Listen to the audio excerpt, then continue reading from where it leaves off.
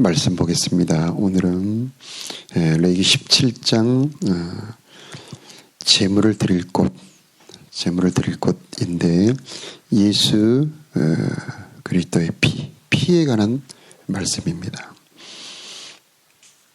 11절 말씀, 육체의 생명은 피에 있음이라 내가 이 피를 너에게 주어 제단에 뿌려 너희의 생명을 위하여 속죄하게 하였나니 생명이 피에 있으므로 피가 죄를 속하느니라.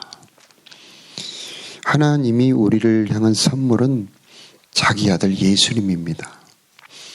이 예수님을 우리에게 주심으로 우리들에게 좋은 선물이 되었는데 그의 삶으로 선물이 되었고 그의 죽음으로 선물이 되었습니다. 그래서 예수님이 사실 때에 자기 뜻대로 살지 않고 하나님의 뜻대로 사심으로 그의 삶 전체가 우리를 위한 선물이 되는데 예수님이 하셨던 말씀은 전부 우리들에게 성경에 기록이 돼서 영생의 말씀이 되고 그분이 기르셨던 제자들은 교회가 되어서 사도들이 됩니다. 이제 죽음으로 우리들에게 선물을 주셨는데 바로 십자가의 죽음입니다. 죽음으로 주신 선물이 더 크다고 볼 수가 있는데 예수님의 죽음으로 우리들에게 바로 피를 선물로 주셨습니다. 그래서 요한이 예수님에게 말하기를 보라 세상 죄를 지고 가는 하나님의 어린 양이로다 그렇게 표현하고 있습니다. 이 피에는 여러 가지 능력이 있는데 오늘 11절에 보면은 죄를 속하게 하는 능력이 있다 그렇게 말씀을 합니다. 그래서 10절에 보면은 피를 먹지 말아라. 피는 너희 것이 아니다. 피는 하나님의 것이다. 모든 생명은 하나님의 것이다. 그래서 이 생명이 내 것이 아니기 때문에 내 뜻대로 살지 말고 하나님의 뜻대로 살아야 한다는 걸 말씀을 하고 있습니다. 이 11절에 가장 중요한 말씀 중에 이 피를 너에게 주었다. 하나님이 우리들에게 주신 것은 바로 피입니다. 누가 나에게 피를 줄 수 있을까? 지나가는 사람한테 내가 돈이 부족하니까 10,000원만 주세요 하면은 선뜻 10,000원을 내어줄 사람이 있을까요? 하루 종일 수백 명한테 나한테 10,000원만 주세요 하면 줄 사람이 거의 없겠죠.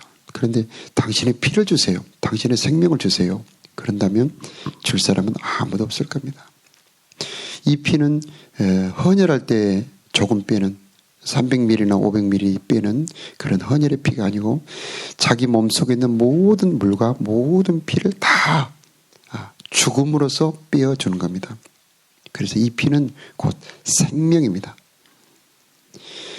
오직 예수 그리스도만이 우리들에게 피를 주실 수 있는 사랑의 주님이십니다. 이 피를 받았을 때에 어디에 쓰느냐? 첫째 제단에 뿌리게 하였다. 이 제단이라고 하는 것은 하나님께서 우리를 받아주시는 곳입니다. 그래서 우리가 하나님께 드리는 곳 그리고 하나님께서 우리를 받아주시는 곳 곧 예배 장소입니다. 이 제단은 곧 예배의 시작이고 예배하는 곳이 제단인데 예수의 피가 주는 첫 번째 은혜, 첫 번째 능력은 뭐냐면 우리의 예배가 연락되게 하는 겁니다. 그래서 어제도 말씀 배웠습니다만 대속죄일날 대제사장은 그 피를 가지고 나와서 제단에 사각형으로 되어 있는데 그 사각형에 모서리마다 뿔이 이렇게 노수로 되어 있습니다. 그 뿔에다가 피를 바릅니다. 이 뿔에는 금강석 끝 철필, 요즘으로 말하면 유리칼로 죄가 새겨져 있다. 너희들의 모든 죄가 그 단뿔에 새겨져 있다. 그래서 그 단뿔에다가 그 짐승의 피를 발라라. 그것은 우리들의 죄가 기록되어 있는 곳이 있습니다. 각 사람마다 각 죄가 기록되어 있는 곳이 바로 행위록입니다.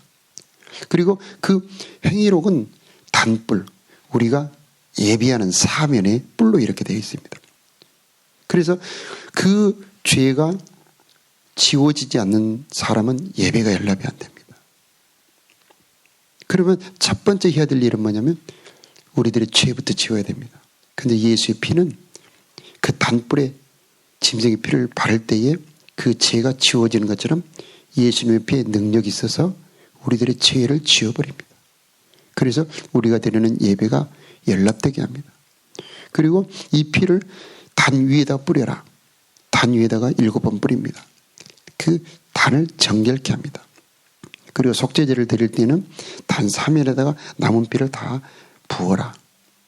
즉 예수의 피가 부어지고 예수의 피가 그 단불에 발라져 죄가 지워지고 예수의 피가 단 위에 뿌려졌을 때에 우리의 예배가 연락되게 되는 겁니다. 그러므로 예수의 피의 첫 번째 효력, 우리의 예배가 연락되게 하는 겁니다. 그러므로 우리는 항상 찬송할 때에 주의 보혈 능력이 떠다. 보혈 찬송부터 시작해야 되는 겁니다. 그 보혈의 찬송이 시작될 때 하나님의 은혜가 시작이 되는 겁니다. 여기서 단어가 나오는데 피가 죄를 속하느니라 할 때 이 속자는 값을 치르다는 뜻입니다. 속자가 값을 치르다. 죄는 반드시 그 대가를 치러야 됩니다. 죄의 삭은 사망이라고 합니다. 죄의 삭은 벌입니다. 그래서 속건제할 때 이 건이라고 하는 것은 보상해야 된다는 의미고 속죄제할 때는 죄는 대가를 치러야 된다. 죄의 대가는 사망, 죄의 대가는 벌, 죄의 대가는 저주인데 바로 이 피가 그 죄를 속하는 것은 왜 그러냐? 그 죄의 대가가 생명인데 죄의 대가가 죽음인데 그 피가 생명이 있으므로 그 피가 곧 생명이므로 피가 뿌려졌을 때 죄가 속해진다. 죄가 용서받는다. 죄가 대가를 치르게 된다 하는 겁니다. 성경 전체에서 많은 말씀이 있지만 이 말씀같이 중요한 말씀이 없습니다. 글자로 그냥 한 번에 뿌려진 거지만은 기록된 거지만은 이 피가 생명이 있고 피가 죄를 속하느니라. 피가 죄를 속하느니라. 영원히 우리가 기억하고 사용해야 될 보배로운 말씀이 되는 겁니다. 과학자들은 그냥 피는 물이 많이 들어있고 거기에가 적혈구, 백혈구 들어서 거기에가 단백질이 좀 들어있다. 이렇게만 생각합니다. 그러나 우리는 피는 그렇게 과학자들이나 의학자들이 생각하는 것이 아니고 피에는 엄청난 능력이 들어있습니다. 이 피에 들어있는 능력 중에 첫 번째가 죄를 속하는 능력, 죄를 없애는 능력, 하나님과 가로막힌 것을 없애는 능력입니다. 이 죄를 속하는 능력을 레위기 우리가 배웠던 말씀에 연결을 해보면 첫째가 번제지 않습니까? 이 번제는 하나님의 것이 되게 합니다. 하나님의 것이 되게 하는 게 이 번제입니다. 그 다음에 소제인데 소제는 피 없이 드리는 제사인데 이 소제는 예수님이 죽음이 아니고 그의 삶으로 드렸던 제사, 그의 삶으로 드렸던 것도 제사입니다. 그래서 그의 삶으로 드렸던 제사고 3장이 화목제입니다. 예수 그리스도의 피의 능력은 하나님과 화목하게 합니다. 즉 하나님과 교제하게 하는 능력이 피에 들어있는 겁니다. 4장이 속죄제, 바로 죄를 속하는 능력. 그 죄가 사라졌을 때 하나님의 은총이 시작이 됩니다. 하나님의 진노가 은총으로 바꾸어지게 하는 게 피입니다. 하나님의 은혜를 진노로 바꾸는 것이 죄입니다. 이게 반대입니다. 그래서 하나님의 진노를 은혜로 바꿔버리는 게 피고 하나님의 은혜를 진노로 바꿔버리는 것이 바로 죄입니다. 사랑하기 때문에 진노하는 겁니다. 그래서 남편과 아내가 서로 사랑하다가 한 사람이 바람을 피웠다 그러면 사랑하는 만큼 화가 나지 않겠습니까? 그죠? 그래서 하나님의 사랑이 그 사랑할 수 있는 은혜, 축복할 수 있는 능력이 진노로 바뀌게 하는 게 그게 죄입니다. 근데 그 하나님의 진노, 하나님의 벌을 전부 은혜로, 사랑으로 바꿔버린 게 예수의 피가 되는 겁니다. 그래서 우리는 이 피를 항상 생각하고 기억하면서 예수의 피를 뿌리는 우리가 되어야 됩니다. 그 다음에 4장이 속건제가 있지 않습니까? 속건이란 말은 보상한다는 뜻이 있습니다. 빚을 갚아야 된다는 뜻입니다. 예수 그리스도의 피는 우리들의 죄의 값을 치러 주셨습니다. 그래서 성경에는 1만 달란트 빚진 자를 탕감해 주었다, 그렇게 표현합니다. 죄를 속하는 값은 어떤 부자라도 다 치를 수 없을 만큼 너무나 엄청나서 사람으로서는 감당할 수 없다 했습니다. 그런데 하나님께서는 자기 아들 예수의 피 값을 치름으로 보상을 해 주십니다. 그리고 그 다음에 쭉 보면은 제사장을 세울 때도 바로 이 피가 필요하고, 그 다음에 마지막 첫 번째 제사 때도 속죄제와 번제와 화목제를 드림으로 그곳에 하나님의 불이 떨어집니다. 하나님의 불, 이게 바로 예배의 목적입니다. 예배의 목적. 제단에 하나님의 불이 떨어져야 바로 그 제단은 하나님이 임재하는 곳, 하나님이 역사하는 곳이 됩니다. 그 하나님의 불이 떨어지게 하는 것이 바로 예수의 피가 되는 겁니다. 그래서 성령의 임재는 예수의 피를 찬양하는 곳에 성령의 임재가 있습니다. 자, 예수 그리스도의 피는 거기에 끝나는 게 아닙니다. 6월절을 우리 출애굽기 12장에 보면은 모든 처음 난 것은 다 죽습니다. 그런데 피를 바른 집, 문설주와 임방이 피를 바른 집은 이 멸망시키는 사자가 넘어간다. 그래서 6월, 우리가 받아야 될 멸망 진노를 넘어가게 만들어줍니다. 그래서 피는, 어린 양의 피는 6월시키는 힘이 있습니다. 자, 또 피는 거기에 끝나지 않습니다. 출애굽기 20장에 보면 십계명으로 하나님과 계약을 맺습니다. 그리고 그 계약서에 사인을 하는데 그때 피가 필요합니다. 그래서 이 성경은 계약서입니다.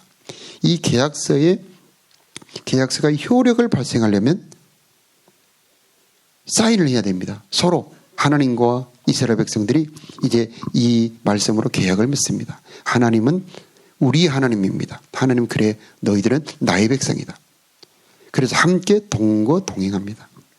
그때의 언약의 피 너무나 중요합니다. 그래서 예수님께서 마지막 제자들과 십자가에 죽으시기 전날 밤에 이 성만찬을 할 때 포도주를 주시면서 이 포도주를 마시라.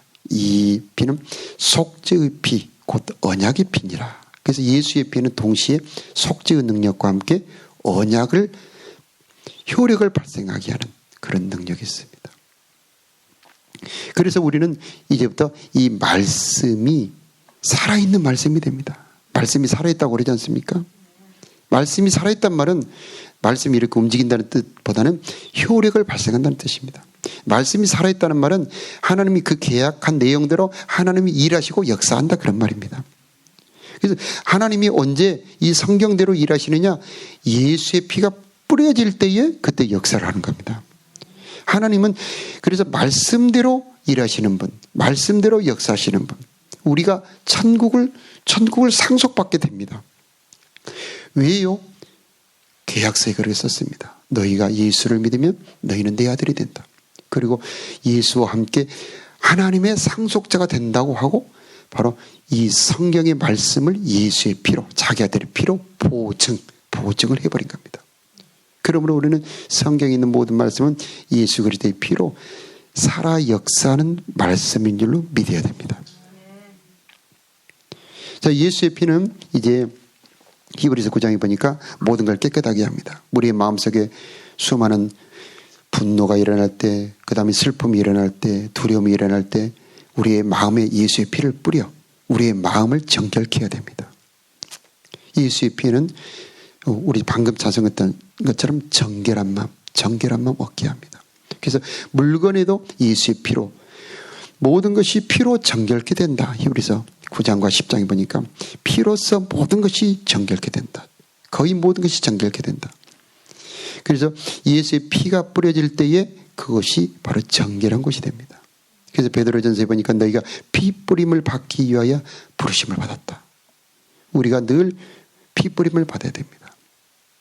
자, 우리가 레위기의 13장, 12장, 13장, 14장에 계속 보면은 정결케 하는 예식에서 자, 나 환자가 정결함을 받아 정결해졌을 때에 거기서 끝나지 않고 반드시 제사장에게 와서 피를 바르고 뿌리고 정결하다 정결하다 하면서 뿌리고 7번 뿌려줍니다. 그 다음에 귀, 손, 발에 피를 발라줍니다. 즉 나병을 정결케 하는 능력, 병을 치료하는 능력도 피가 있습니다. 그러므로 우리는 늘 우리는 어떤 병이든지 어떤 몸이든지 피부터 뿌려야 됩니다. 그런데 현실 속에는 피가 없죠. 현실 속에는 피가 어디에 있지 않습니까? 없지 않습니까? 그런데 이미 그 병의 치료의 능력의 값을 치르시고 이미 치료해 놓으셨습니다. 이미 치료해 놓으신 겁니다. 그리고 우리는 입으로 예수 그리스도께서 피로써 우리의 죄값을 치러 놓으셨고 우리의 병을 치료해 놓으셨습니다 하고 입으로 시인하는 겁니다. 예수의 피가 이미 내 죄값을 치르셨고 예수의 피가 나의 질병을 이미 담당하셨습니다 하고 그래서 시인하고 찬송하는 겁니다. 그때에 이미 영원한 속죄, 영원한 치료를 해놓으신 예수 그리스도의 십자가의 능력이 그 사람에게 역사를 하는 겁니다. 이걸 요즘으로 말하자면 저금 통장에 이미 부모님이 생활비로 송금을 해놓은 겁니다. 가령 100만 원을 송금했다 그러면 자 서울에 있는 자녀는 공부하면서 거기에 10만 원이나 5만 원을 눌러서 인출하는 것하고 같습니다. 이미 예수님께서 십자가에서 우리들에게 죄값을 치러 놓으셨고 병을 치료해 놓으셨고 우리를 하나님의 자녀로 이미 삼아 놓으셨고 이미 생명을 주신 겁니다. 여기서 우리가 지금 할 일은 그것을 내가 마음으로 믿고 입으로 시인하여 찬송하는 겁니다. 그때 이곳 여기 현실에서 그 보혈의 능력이 역사를 하는 겁니다.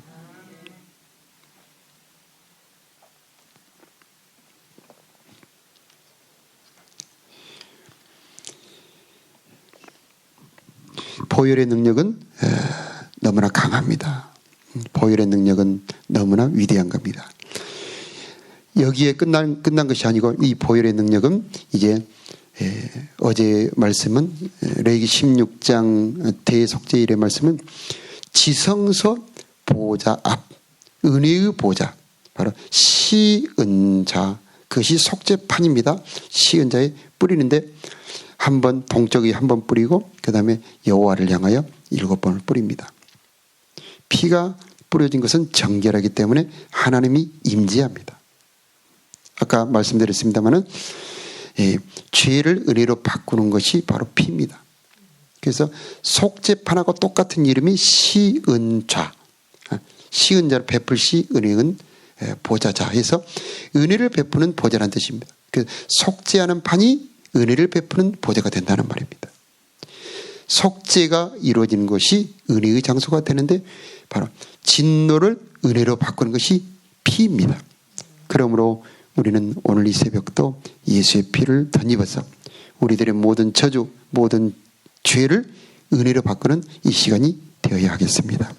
우리 평생 예수의 피를 기억하고 이 은혜를 사용하는 저와 여러분 되기 바랍니다.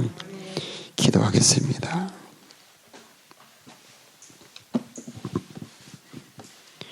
할렐루야. 하나님 아버지 은혜를 감사합니다.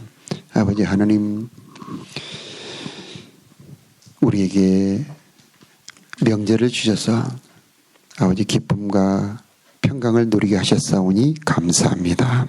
하나님 그러나 이제 우리 영혼에도 명절을 누리기를 원합니다. 예수의 보혈로 우리의 심령이 6월절의 명절이 되기를 원합니다.